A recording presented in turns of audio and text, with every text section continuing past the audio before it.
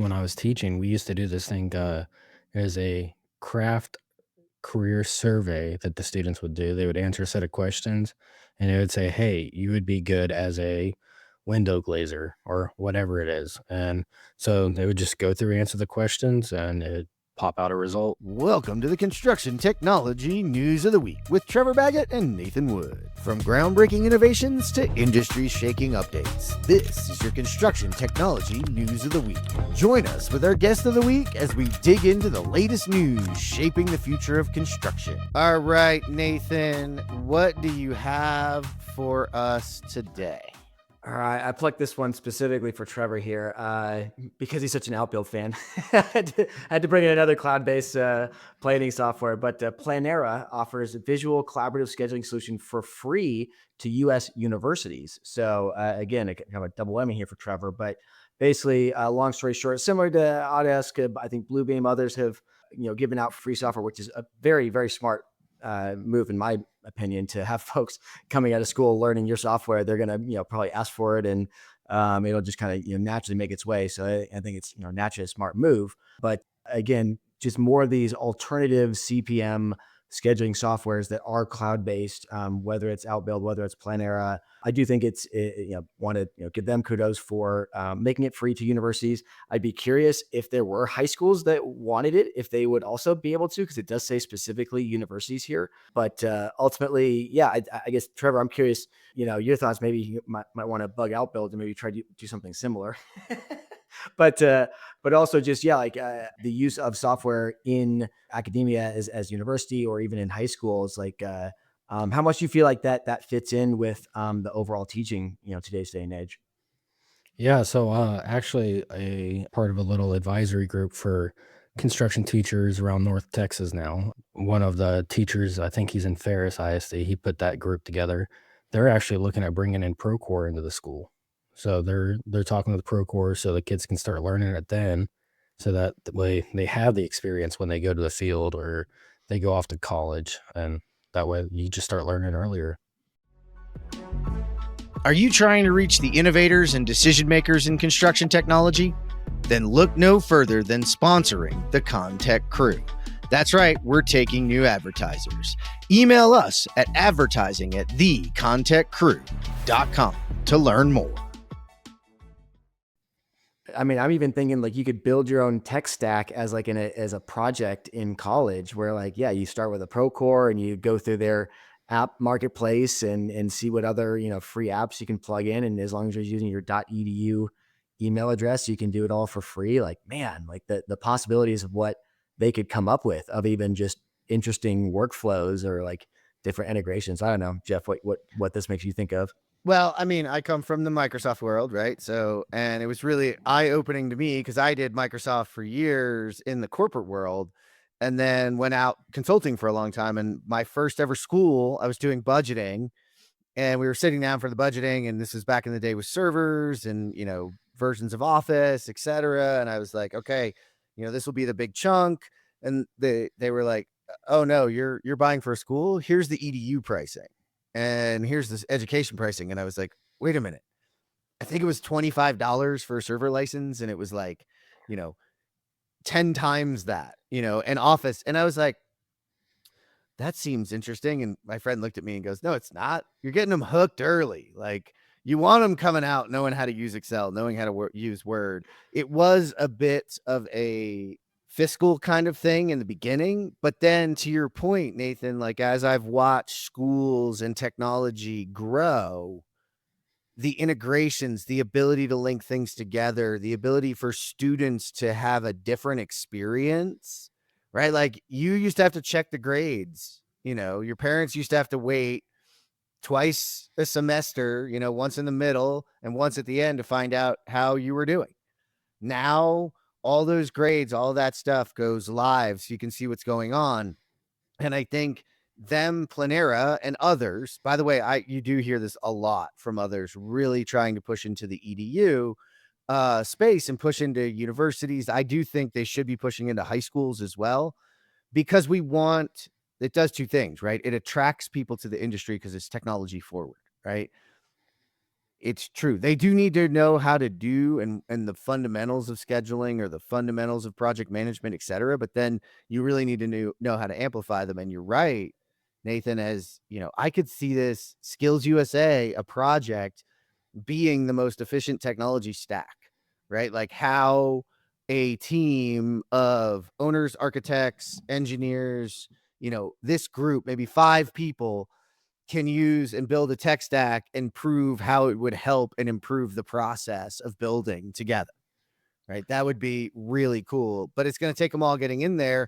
And it does great for the company itself, but it also does great for the school because they can offer it up. So big fan, man. Yeah, even accrediting some of these best practices like RFIs or submittals, where Procore's done a pretty good job over the years of kind of getting everyone to funnel into a certain level of standardization of fields. And yeah, the more maybe universities can be a way of filtering that, I could see that definitely being a benefit. So interesting stuff for us to potentially even be discussing in Philadelphia for my next news. A little bit of a shameless plug here, but if you haven't heard of the GBCA, General Building Contractors Association, or if you're in the greater Philly area on Thursday, May 15th, they're going to be doing their Construction Technology Expo. It's their 8th annual expo.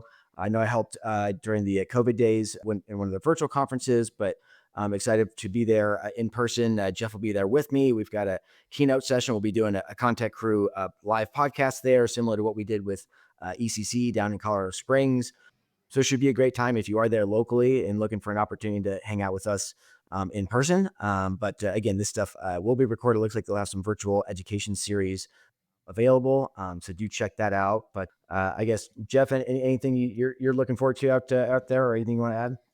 I'm excited. I have actually spoken with a couple of the member companies of GBCA, some of the member associations as well. So, and I did it during COVID as well, my friend. So I have not actually gotten a chance to stand in the hall and meet these members in person. I've only met them over digital screens. So I'm really excited to be in the room. And for those that don't know, I'm from New Jersey originally. So we're getting back onto the East Coast into my territory. So always excited to be back and finally be in person. Meg's always been a great, Meg Ginsberg put it together for us and has always been great about it. I think Rob was there last year. So, the crew is big at GBCA. So come check us out for sure.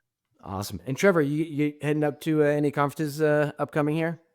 Yeah, so I'm looking at either doing the ENR FutureTech in May. That one ends the day before my birthday, so I got to ask the wife. Oh, Might that's not the get to boss it. you had to ask. Okay, that makes sense Oh now. yeah, she's always the boss. That's Doing that one, and then the Procore Groundbreak conference that they do every year. I think this year I'll be driving to it because it's in Houston. That is right. That's It's in right. Houston That's this right. year. The event of the year, as always. One of my favorites. That's where actually this episode, if you didn't listen to the episode with Trevor, go back and listen to it. That is where the episode with Trevor came about. We ran into each other at an event in an evening, and I said, I got to get you on, man. It's time to get you on the show.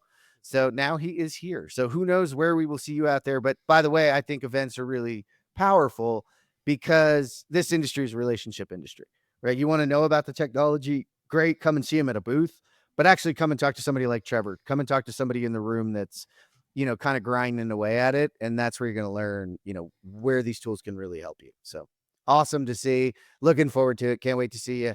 I will see you in Philadelphia, buddy. I'm going to take over. We're going to bring it right back. And we did not know this when I put this together.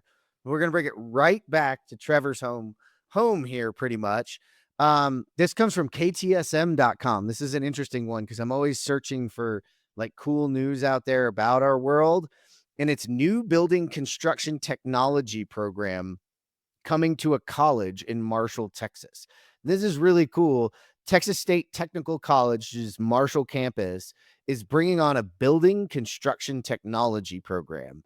And it's expected to produce high-skilled workers for the construction industry, exactly what we talk about on the show all the time and what we just talked about with Planera giving away, their stuff. This is about teaching the fundamentals and bringing it to the schools where people are learning the trades themselves, but then creating a technology component to it. It's going to start off as a certification program just to make sure it gets a foothold. but then eventually they really want to turn it into an associate degree. So can you imagine, Nathan, when you graduated, having an associate's degree in construction technology, as companies like Spring Valley, where Trevor's at, and others are looking to go get somebody, that you can now say, hey, I have a certification in this. Wow. I mean, that's fantastic. I mean, I mean, even just it used to be seeing BIM in any sort of construction management, or shoot, even in architecture was kind of rare to see. And so I mean, it's a sign of the times about kind of where things are at. So kudos, and yeah, I think other universities will hopefully be following suit here soon. Yeah, Trevor, I'm interested, man, because you came up through, going to, in high school and then teaching it. What do you think about the idea of, right now, a certification, but eventually an associate degree in construction technology? I mean, that's interesting to me. So, TSCC, I've just read the article real quick. They actually have a building sciences program down in Waco at their Waco campus. And I actually looked at going to that campus once I graduated high school. Ended up going to Oklahoma State instead, but very, they have a very good program there. That's where we used to compete every year for skills. So see, that's it, again, it's all kind of coming back together. We're doing a good job of training the people in the field and then really teaching on the technology, which is, extremely cool for the industry. Go ahead, Nathan. Yeah, well, no, and just that it's coming from, yeah, like a technical college that it is going to be focused more on the trades and the trade craft, bringing the technology, which is so, well, definitely confusing, right? That a technical school is actually less focused on like the digital technology, but now they are, right? It's like coming full circle that they were the technical before technology, but now they really are kind of embracing that and incorporating that into what really means to be technical. So yeah, I just think that's really profound. I think it's a huge opportunity too when you think about, Trevor, you were talking about this during your time teaching about teaching the kids on the tools, right, themselves. And I was just sitting at MEP Innovation with a bunch of the tool manufacturers, and a couple of them are really, really building powerful tools into their tools, right? Technology into their tools for tracking things, for understanding, because ultimately, right, we talked with percent complete earlier, Nathan, like percent complete, well, what's the best place to know how much work's actually getting done? It's the tool itself. It might be the materials if you're installing materials, but most of those materials have some sort of a tool that's being used that can give information back, that can provide data to the industry. So where better to try to start learning this? Like imagine, Trevor, if this technology program, but also the trades program could teach someone how to use data to look at as an instructor. You can look over all these people using these people using tools and know who's not using them correctly, right? Without having to look around. You could tell from the data whether it's you're over torquing or, what else are you doing? How cool would that be to see as a teacher? Yeah, I mean, being able to see who's hiding in the corner and not using a tool at all, that that'd be interesting too. Yeah. Because then you See, could make sure that people are doing what they're supposed to. Right. I never even thought about that. That comes from the person who's truly taught, right? I'm thinking about, oh, they're using it, but they're using it wrong. You're like, no, who's hiding out, not using it? Yeah, who's hiding in the sheds we're building, just sitting there acting like they're working.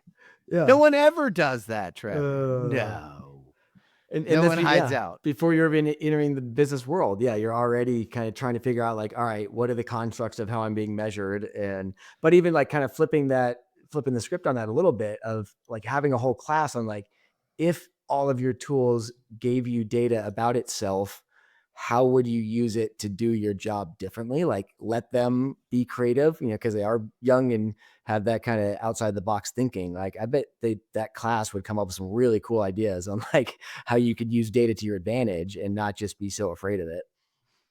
I don't know. I'm hearing like a workshop, Nathan, where Right.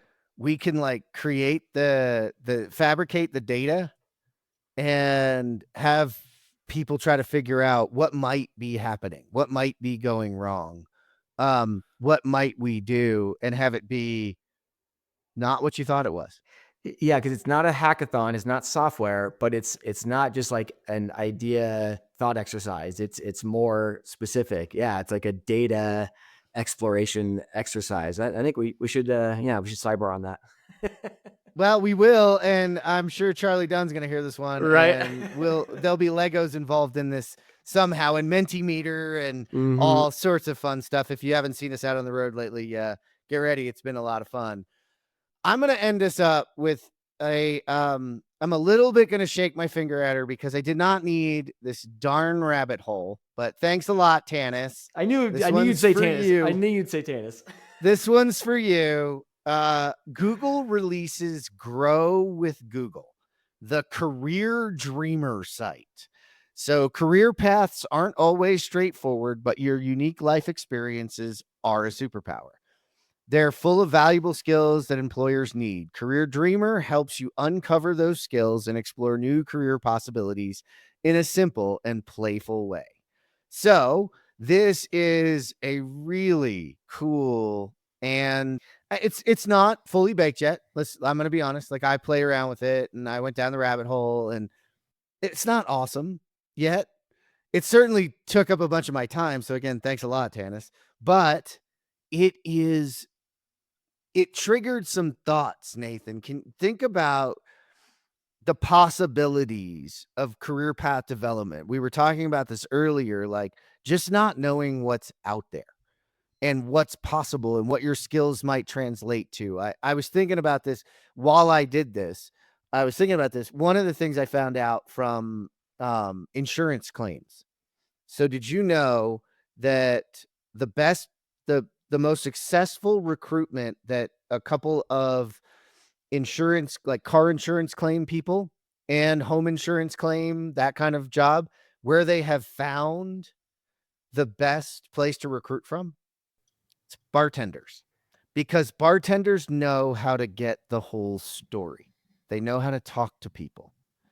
And a lot of times in a car crash or in a, something that's happened in a house, the story behind it actually helps get to the solution, to the problem itself, to the adjustment, to where this came from, so it doesn't keep happening. Mm-hmm. But how would you ever think as a bartender, like, hey, I should go be an insurance claim agent? I don't know that you might. Right. So this is cool. What do you think of this, career dreamer? I mean, I definitely have thought about, what are the adjacent industries that construction's not thinking about that we should be recruiting from? Like, I would love to hope that you could somehow reverse engineer this into like being able to solve that. But I think I'm with you, and I don't know if it's going to fix mine. It would probably jog my memory on things I don't talk about enough that are part of what shaped my experience that I often skip over. Yeah, I don't know. I would love to flip the script and figure out, what is the bartenders that are perfect for construction. Yeah, where should we be going and grabbing people from? And it wouldn't be cool to be, as soon as I started playing with it and it started asking me things, having to pull up an old resume or whatever you got going and kind of dump it in there. I was like, what if it just connected to my LinkedIn? What if I could, and it, of course it's Google and Microsoft, so, they'll have to, but we see this a lot, right? You can log into a lot of things cross-functionally. Like, this would be super cool if I could plug in my LinkedIn to this career dreamer and also have it plugged into the LinkedIns of the world or the ZipRecruiters or the Indeeds or the, and know the trends and know the success rates and start to offer up different career path opportunities. Like, Trevor, I know your career path took some wines, but they were happenstance, right? Wouldn't it be cool to maybe engineer the happenstance a little bit?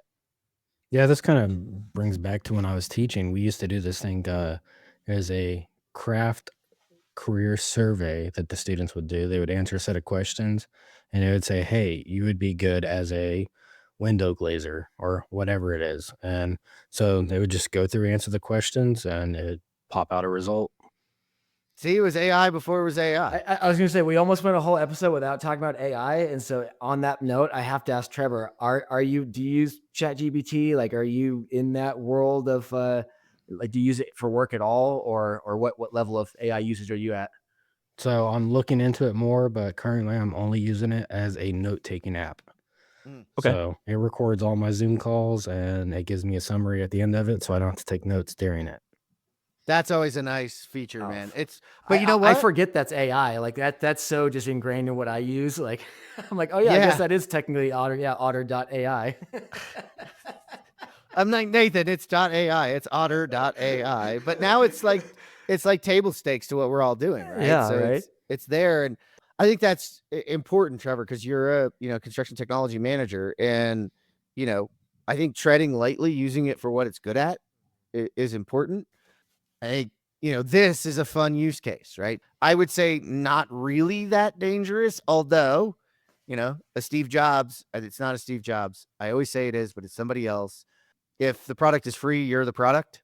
So Google's definitely capturing something here from us, but that's okay. I'm willing to give that up a little bit to explore down and have it give me ideas I wouldn't have thought of, put connections together I didn't have before.